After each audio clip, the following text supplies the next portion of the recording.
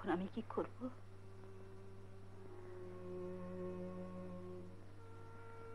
আমি কি বলবো বলুন? না, সে হবে না। এই অবস্থায় আপনাকে কর্তব্য স্থির করে দিতে হবে। জানি আপনি কি ভাবছেন। ভাবছেন আমার পরামর্শ নিয়ে কি বাড়ি থেকে বেরিয়েছিলেন, যে আজ আমার উপদেশের জন্য পথে বসে আছে, তাই না? বাড়ি ফিরে যাওয়ার সম্বন্ধে আপনার মতামত কি? বলেন যেতে পারি, কিন্তু আমার তো সেখানে কেউ নেই। উপোস করে মরতে হবে যে।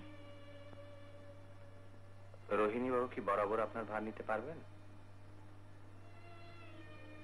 পরের মনের কথা কি করে জানবো বলুন? তাছাড়া তিনি নিজেই বা জানবেন কি করে?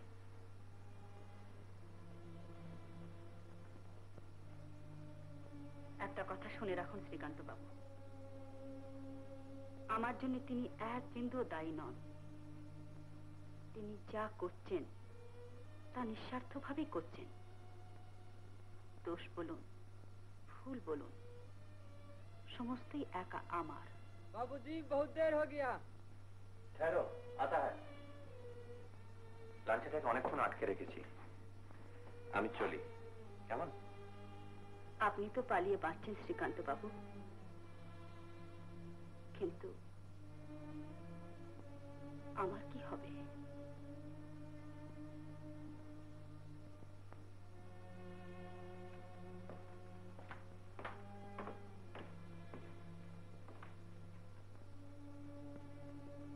হ্যাঁ রাজলক্ষ্মী, আমি যে অভয়ের কাছ থেকে পালিয়ে এসে বেঁচেছি এই কথা তোমার কাছে স্বীকার না করে পাচ্ছি না।